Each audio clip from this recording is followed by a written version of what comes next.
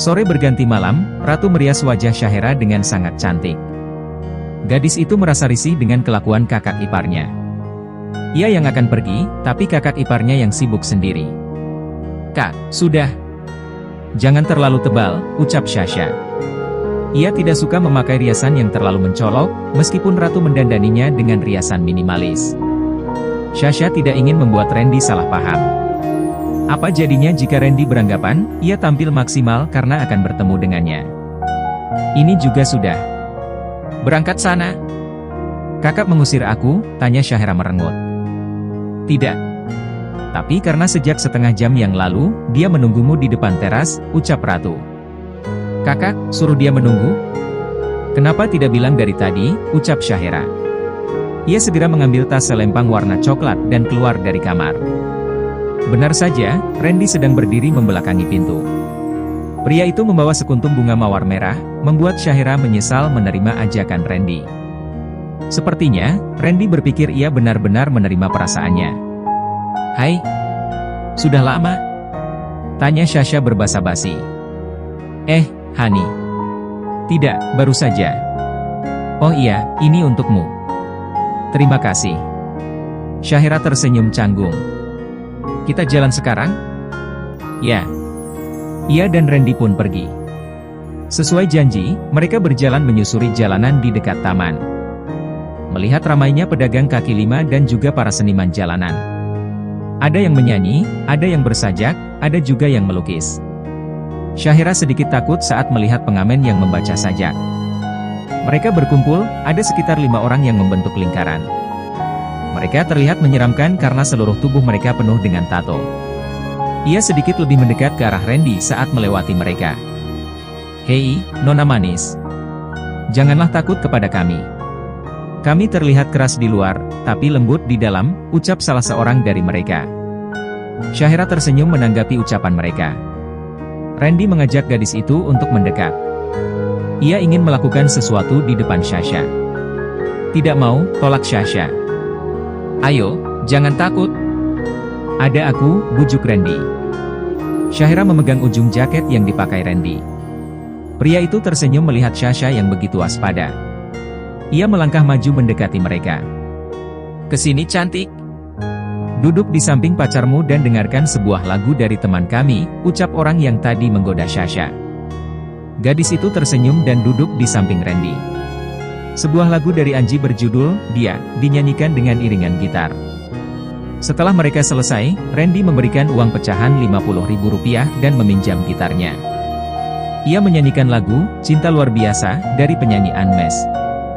"Waktu pertama kali kulihat dirimu hadir.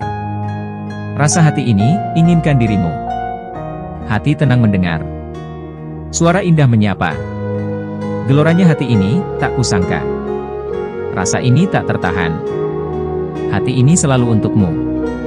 Terimalah lagu ini. Dari orang biasa, tapi cintaku padamu luar biasa. Aku tak punya bunga, aku tak punya harta. Yang kupunya hanyalah hati yang setia, tulus padamu." Syahera tersenyum mendengarkan suara sumbang Randy. Pria itu menggaruk kepalanya yang tidak gatal. Randy mengembalikan gitar itu pada pemiliknya. "Suaraku jelek ya?" tanya Randy sambil tersenyum canggung. "Bagus kok. Kau hanya ingin menghibur saja kan Syah?" ucap Randy. "Apa? Lagu tadi aku nyanyikan sebagai ungkapan perasaanku padamu," ucap Randy sambil menggenggam tangan kekasihnya. Syahera menarik tangannya dengan halus. "Maaf Ren. Hatiku masih diisi oleh orang lain," ucap Syasha dengan jujur. "Oh, begitu rupanya. Tidak apa-apa. Aku akan tetap menunggu sampai kau bisa menyingkirkan pria itu dari hatimu," ucap Randy. Meskipun hatinya sakit karena pernyataan cintanya ditolak, tapi ia bisa berlapang dada. Ia tidak menyesal mengungkapkan cintanya pada gadis itu. Sekarang, mungkin Syasha masih belum menerimanya. Ia yakin, tidak lama lagi, mereka akan berpacaran atas dasar suka. "Aku akan berusaha menyukaimu Ren. Tapi, aku tidak bisa berjanji jika aku akan bisa benar-benar mencintaimu," ucap Syasha. "Cinta harus disatukan atas dasar dua hati. Jika hanya setengah hati yang memiliki cinta, itu namanya bukan cinta Syah." Itu ambisiku yang ingin memiliki kamu, ucap Randy. Itu lebih baik. Daripada merasakan sakit hati sepertiku, ditinggal orang yang sekian lama aku cintai, ucap Sasha sambil bangun dan melangkah pergi. Randy mengejar Shahira dan mensejajarkan langkahnya di samping gadis itu. Ia mengerti sekarang, gadis itu sebenarnya memiliki cinta bertepuk sebelah tangan. Seandainya saja Sasha bisa segera membuka hatinya untuk Randy, pria itu akan menjadi orang yang paling bahagia di dunia. Di Hotel Rose, Samuel baru saja selesai makan malam.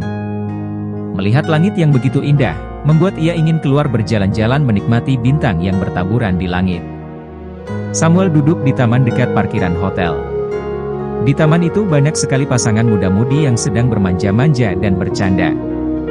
Ia mengedarkan pandangannya dan hanya dirinya saja yang duduk di sana tanpa pasangan. Ia tidak enak hati, ia pun memilih melangkah pelan menyusuri jalanan malam hari di Gianyar. Ia juga melewati beberapa penginapan.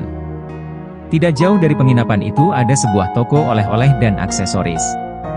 Ia masuk ke dalam dan matanya menangkap sosok yang sangat dikenalnya. Ia tertegun menatap seorang wanita yang berdiri bersama seorang laki-laki. Kenapa bayangan ratu tidak mau hilang? Bahkan kekasih orang juga terlihat seperti ratu. Samuel menghela napas berat. Ia masuk ke tempat gantungan kunci. Samuel pergi berlibur untuk melupakan perasaannya terhadap ratu, tapi semua tidak semudah saat ia jatuh cinta. Cinta bisa terjatuh dengan cepat, tapi sulit untuk menghapusnya. Sampai saat ini, Samuel masih saja cemburu saat melihat ratu dan suaminya. Levi sudah menyarankan kepada Samuel agar ikut pulang ke Jepang saja bersamanya. Namun, Samuel menolak. Ia bilang, ia ingin berlibur ke Bali dan mencari wanita cantik di sana.